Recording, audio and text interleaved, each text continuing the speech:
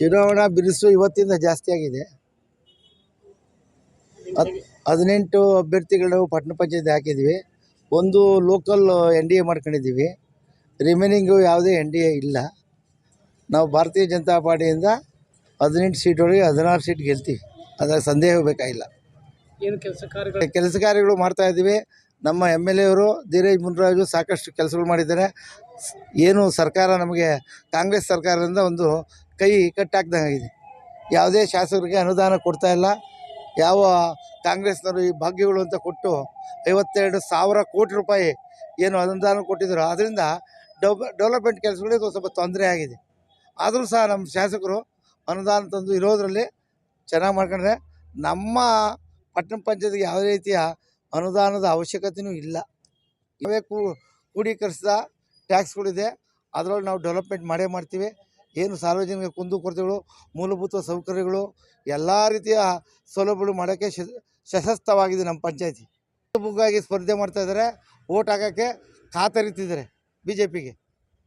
ಪ್ರಣಾಳಿಕೆ ನಮ್ಮ ಲೋಕಲ್ ಪ್ರಣಾಳಿಕೆ ಏನು ಸರ್, ಡೆವಲಪ್ಮೆಂಟ್ ಅಭಿವೃದ್ಧಿ ನಮ್ಮ ಪ್ರಣಾಳಿಕೆ. ಅನೇಕ ಕಾರ್ಯಕ್ರಮಕ್ಕೆ ಮೊದಲು ರೂರಲ್ ಡೆವಲಪ್ಮೆಂಟ್ ಇತ್ತು.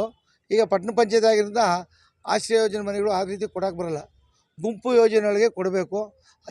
ಜಾಗ ನಿಗದಿ ಮಾಡಿಕೊಂಡು ಅಪಾರ್ಟ್ಮೆಂಟ್ ಥರ ಅವ್ರಿಗೆ 20-30ರಲ್ಲಿ ಮನೆಗಳು ಕಟ್ಟಿ ರೆಡಿಮೇಡ್ ಮಾಡಬೇಕು. ಆ ಕೆಲಸ ನಮ್ಮ ಶಾಸಕರು ಮಾಡ್ತಾರೆ. ನಿರಾಶ್ರಿತರಿದ್ದಾರೋ 10-20 ವರ್ಷದಿಂದ ಬಾಶೆಟ್ಟಹಳ್ಳಿ ಪಂಚಾಯತಿ ವ್ಯಾಪ್ತಿಯಲ್ಲಿ ಯಾರ್ಯಾರಿದ್ದಾರೋ ಅವ್ರಿಗೆಲ್ಲ ಒಂದು ಮಾಡಬೇಕು ಅಂತ ಹೇಳಿದರೆ ಮಾಡೇ ಮಾಡ್ತಾರೆ. ಈ ರಾಜ್ಯ BJP ಯುವ ಮೋರ್ಚಾ ಅಧ್ಯಕ್ಷರು, ನಮ್ಮ ಶಾಸಕರು ಒಳ್ಳೆ ನಾಲೆಡ್ಜ್ ಇದೆ, ಡಬಲ್ ಡಿಗ್ರಿ ತೊಗೊಂಡಿದ್ದಾರೆ. ಅವ್ರಿಗೇನು ಮಾಡಬೇಕು ಸಂವಿಧಾನಾತ್ಮಕ ಅಂತ ಚೆನ್ನಾಗಿ ಗೊತ್ತಿದೆ. ಅವ್ರ ಕೈ ಕೆಳಗೆ ನಾವು ಕೆಲಸ ಮಾಡೋಕ್ಕೆ ಖುಷಿ ಆಗ್ತಿದೆ. ಮತದಾರ ಬಂಧುಗಳು ಯಾರು ಕೆಲಸ ಮಾಡ್ತಾರೆ ಅವ್ರಿಗೆ ಓಟ್ ಕೊಡಿ. ರೆಸ್ಪೆಕ್ಟ್ ಆಫ್ ದಿ ಪಾರ್ಟಿ ಹೇಳ್ತೀನಿ ನಾನು.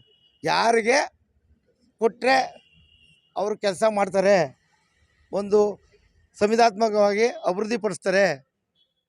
ಯಾರಿವತ್ತು ನಮಗೆ ನಮ್ಮ MP ನಮ್ಮವರು ಇದ್ದಾರೆ, MLA ನಮ್ಮವರು ಇದ್ದಾರೆ, ಇರೋದ್ರಿಂದ ಒಂದು ಸ್ವಲ್ಪ ಕೈ ಬಲಪಡಿಸ್ಬೋದು. ಈಗ ಏನು ನಾವು ನೋಡ್ತಾ ಇದ್ದಾರೆ 2.5 ವರ್ಷದಿಂದ ಯಾವುದೇ ರೀತಿಯ ಡೆವಲಪ್ಮೆಂಟ್ಗಳು ಆಗ್ತಾ ಇಲ್ಲ. ಬೆಂಗಳೂರಲ್ಲಿ ಆ ರೋಡು ಗುಂಡಿಗಳು ಎಲ್ಲ ಗದ್ದೆ ಥರ ಉಂಟು. ಹಳ್ಳಿಗಾಡು ಪ್ರದೇಶದವ್ರಿಗೆ ಇವು ನೋಡಿ, ನಮಗೆ ಶಂಕರ್ ಬಿದ್ರಿ ಮಕ್ಕಳು ಇಬ್ಬರೂ ಆದರು ಬಿಕಾಸ್ ಆಫ್ ಪವರು ಅಲ್ವಾ? ಬೇರೆ ಮಕ್ಕಳಾಗ್ತಾರಾ? ಈ ಸೌಕರ್ಯಗಳು ಬೇಕಾದಕ್ಕೆ ಒಂದು ಕಾನ್ಸಂಟ್ರೇಟ್ ಮೈಂಡ್ ಬೇಕಾದರೆ ಅಲ್ಲಿ ಒಟ್ಟಿಗಿಟ್ಟಿರಲ್ಲ. ಎಲ್ಲೋ ಸಾಲ ಅವರಪ್ಪ ಎಲ್ಲೋ ಇತ್ತು ನಮ್ಮ ಓದೋದ್ರಲ್ಲಿ ಬಂತು. ನಾವು ಹಳ್ಳಿ ಮಕ್ಕಳು ಫೋಕಸ್ ಮಾಡೋಕ್ಕಾಗಲ್ಲ. ಎಲ್ಲ ಡೆಲ್ಲಿಗೆ ಹೋಗ್ಬೇಕು. ಅದಕ್ಕೆ ಒಂದು ಸಂಸ್ಥೆಗಳು ಉಟ್ಕೊಂಡವೆ. ಇವತ್ತು ಬೆಂಗಳೂರಾಗ ಉಟ್ಕೊಂಡವೆ UPS. ಈ ಬಡ ಮಕ್ಕಳಲ್ಲಿ ದುಡ್ಡು ಕೊಟ್ಟು 5 ಲಕ್ಷ 6 ಲಕ್ಷ ಫೀಸ್ ಕೊಟ್ಟು ಆ UPSC ಎಕ್ಸಾಮ್ ಹೆಂಗೆ ತೊಗೊಳಕ್ಕಾಗ್ತಿದೆ? ಯಾವುದೇ ಕಾರಣಕ್ಕಾಗಲ್ಲ. ಅದಕ್ಕೆ ಎಜುಕೇಷನ್ ಶುಡ್ ಬಿ ಫ್ರೀ ಮಾಡಬೇಕು. ಎಲ್ಲರಿಗೂ ಒಂದೇ ಸಮೂಹ ಶಾಲೆ ಮಾಡಲಿ. 100% ಸಕ್ಸಸ್ ಇದೆ. ಸಮೂಹ ಶಾಲೆಗಳೇನು ಎಲ್ಲ ಸೌಲಭ್ಯಗಳು ಒಳಗೊಂಡ ಇನ್ಕ್ಲೂಡಿಂಗ್ ಲ್ಯಾಬು, ವ್ಯಾನು ಎಲ್ಲ ಸೌಲಭ್ಯ ಕೊಟ್ಟರೆ ಖಾಸಗಿ ಸಂಸ್ಥೆಗಳನ್ನ ಓವರ್ಟೇಕ್ ಮಾಡ್ಬೋದು. ಖಾಸಗಿ ಶಾಲೆಗಳಿಗೆ ಅಲ್ಲಿ 30-20 ಸಾವಿರ ಕೊಡ್ತಾರೆ ಸಂಬಳ. ನಮ್ಮ ಗೌರ್ಮೆಂಟ್ ಶಾಲೆಗೆ 70-80 ಸಾವಿರ ಕೊಡ್ತಾವ್ರೆ ಸಂಬಳ. ಹುರುಕ್ತಾ ಅಂತ ಇಲ್ಲ, ಗಂಟೆ ಹೊಡಿ ಸಂಬಳ ತಗೊಂತ. ನಮ್ಮದು ಜವಾಬ್ದಾರಿ ಬೇಕು. ಆ ಶಾಲೆಯ ಯಾವ ಊರು ಸೇರಿದೆ, ಆ ಪೋಷಕರು ಏನು ಮಾಡಬೇಕು, ಆ ಶಾಲೆಯ ಮಾಸ್ಟರ್ ಬಗ್ಗೆ ಯಾವ ಥರ ಕಣ್ಣಿಕ್ಬೇಕು, ಅವ್ರು ಪಾಠ ಹೇಳ್ಕೊಡ್ತಾ ಇದ್ದಾರಾ, ಸರಿಯಾಗಿ ಸಮಸ್ಯೆ ಬರ್ತಾ ಇದ್ದಾರಾ, ಇವೆಲ್ಲವೂ ನಮ್ಮದು ಕರ್ತವ್ಯ ಇದೆ. ನಾವೆಲ್ಲ ಬರೀ ದೇಶದ ಮೇಲೆ ಹಾಕೋದು, ರಾಜ್ಯದ ಮೇಲೆ ಹಾಕೋರು. ನೀನೇನು ಅಂದರೆ ಅವ್ರೇನು ಹೇಳಲ್ಲ. ಕರೆಕ್ಟಾ? ದಯಮಾಡಿ ನಾನು ಈ ಮುಖ ಕೇಳ್ಕೊಳೋದು, ಯಾರು ದೇಶಕ್ಕೆ ಸೇವೆ ಮಾಡ್ತಾರೆ, ಈ ದೇಶದಗೋಸ್ಕರ ದುಡಿತಾರೆ ಹಗಲು ಇರುಳು, ಈ ದೇಶದ ಕಲ್ಚರು, ಸಂವಿಧಾನ. ಈಗ ನಮ್ಮ ಭಾಳ ಚೆನ್ನಾಗಿ ಒಳ್ಳೆ ಪಾಯಿಂಟ್ ಬಂತು ನನಗೆ. ನಮ್ಮ ರಾಹುಲ್ ಗಾಂಧಿಯವರು ಇಷ್ಟೆಲ್ಲ ಬುಕ್ ಇಟ್ಕೊಂಬಿಟ್ಟವ್ರೆ. ಸಂವಿಧಾನ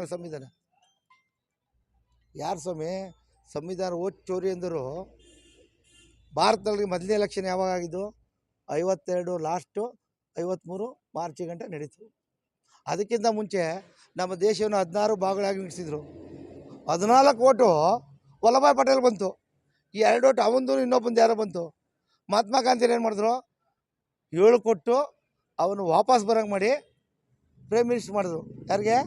ನೆಹರೂಗೆ. ವಲ್ಲಭಭಾಯ್ ಪಟೇಲ್ಗೆ ಮನೆ ಕಳಿಸಿಲ್ಲ, ಹೋಮ್ ಮಿನಿಸ್ಟರ್ ಮಾಡಿದ್ರು. ಇನ್ನು ಗಣರಾಜ್ಯ ಆಗಿರಲಿಲ್ಲ ಅವಾಗ. ಇನ್ನು ಮೈಸೂರು ಸಂಸ್ಥಾನ ಇತ್ತು, ಹೈದ್ರಾಬಾದ್ ನಿಜಾಮರಿದ್ದರು, ಕಾಶ್ಮೀರದಾಗ ಹರೀಶ್ ಸಿಂಗ್ ಇದ್ದ. ಅಲ್ಲೇ ಓಟ್ ಚೋರಿ.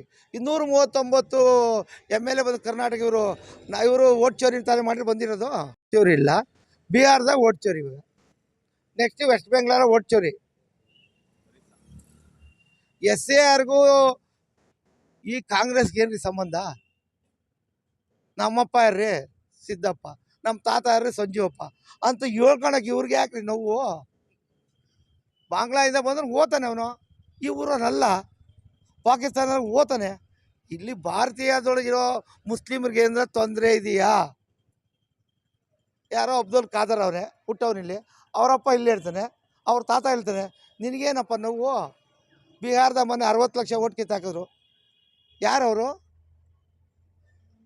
ಈ ದೇಶದ ಮುಸ್ಲಿಮರು ಇವತ್ತು ಗಂಟಾಕೋಶ ಹೇಳ್ತೀನಿ, ಅವ್ರನ್ನ ಕಿತ್ಕೊಳ್ಳೋಕೆ ಇವ್ರು ಬೇರೆ ದೇಶದಿಂದ ಬರ್ತಾ ಇರೋದು. ಇವ್ರಿಗೆ ಅರ್ಥ ಆಗ್ತಾ ಇಲ್ಲ. ಮುಸ್ಲಿಮರು ಚೇಂಜ್ ಆಗ್ತಾಯಿದ್ರೆ ಇವತ್ತೊಂದು ದಿನ ಕೇರಳದಾಗೆ ತಿರುವನಂತಪುರದೊಳಗೆ ಆಗಿರೋ ಘಟನೆ ನೋಡಿದ್ರೆ, ಮುಸ್ಲಿಮು ಮತ್ತು ಕ್ರಿಶ್ಚಿಯನ್ಸು ನಮಗೆ ದೇಶ ಮುಖ್ಯ, ಮೋದಿ ಮುಖ್ಯ ಅಂತ ಓಟ್ ಹಾಕಿದ್ರು. ಅದರಿಂದನೇ ಇವತ್ತು ಅಲ್ಲಿ BJP ಸರ್ಕಾರ ಬಂದಿರೋದು. ಇವತ್ತು ತಿರುವನಂತಪುರ ಕೇರಳದ ರಾಜಧಾನಿಗಳಿಗೆ ಎಲ್ಲರಿಗೂ ಅರ್ಥ ಆಗಬೇಕು. ಇದು ಯಾರು ಓಡಿಸ್ತಾ ಇದ್ದಾರೆ? ಈ ದೇಶಕ್ಕೆ ಬುದ್ಧಿ ಮಾಡಕ್ಕಿದ್ದಾರೆ. ಯಾಕೆ ಸ್ವಾಮಿ ಅವಾಗ ಕೇಳಿದ್ರೆ ಮಾಡಿದ್ರೆ ಫಾರಿನ್ ಕೊಟ್ಟಿದ್ದೀರಾ? ನಿಮ್ಮನ್ನ ಯಾರನ್ನ ಕರ್ಸ್ಕೊತಾ ಇದ್ದೀರಾ? ಇಲ್ಲಿ ನಮ್ಮ ದೇಶದ ಬಗ್ಗೆ ಮಾತಾಡಿದ್ರೆ ಖುಷಿ.